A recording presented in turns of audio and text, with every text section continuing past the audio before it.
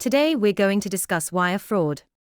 Wire fraud under 18 U.S.C. Section 1343 is generally described as any fraudulent activity involving the use of electronic communications. This can include wire transfers, as the name implies, fraudulent use of the internet, phone calls, text, social media, and email. Because the scope of wire fraud is so large, there isn't one typical way it happens. It can take the form of investment scams, phishing emails, and business email compromises. The four elements essential to wire fraud are: the perpetrator must have had the intention to deceive someone in order to obtain money or property. Acting on intent, the fraudster must have created or voluntarily participated in a scheme to defraud another out of money or property.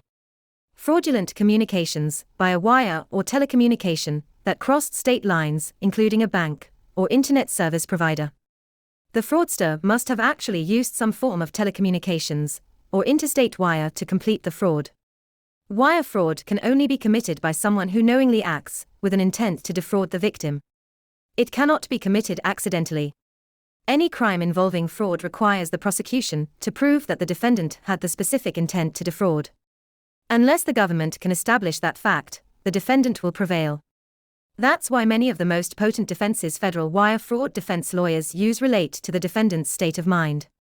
The evidence in the case may permit several different conclusions to be drawn about the defendant's state of mind at the time of the alleged acts the government claims were fraudulent.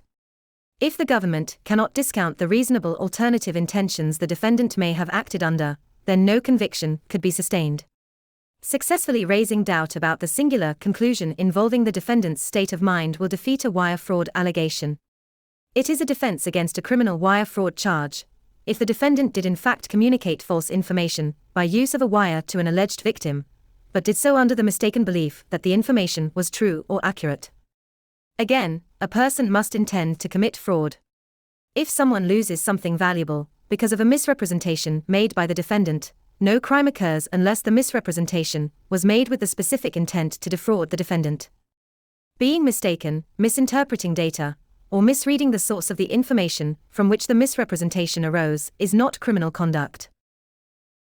This defense relies on the defendant's utter negligence or recklessness in conducting their business affairs, which are alleged to constitute intentional fraud. An experienced wire fraud defense lawyer may either have sufficient financial expertise or may hire a forensic accountant to review the defendant's business records. They may well disclose a frequently careless system of operating that is consistent with a lack of intent to defraud. The statute of limitations applying to federal wire fraud charges is 5 years.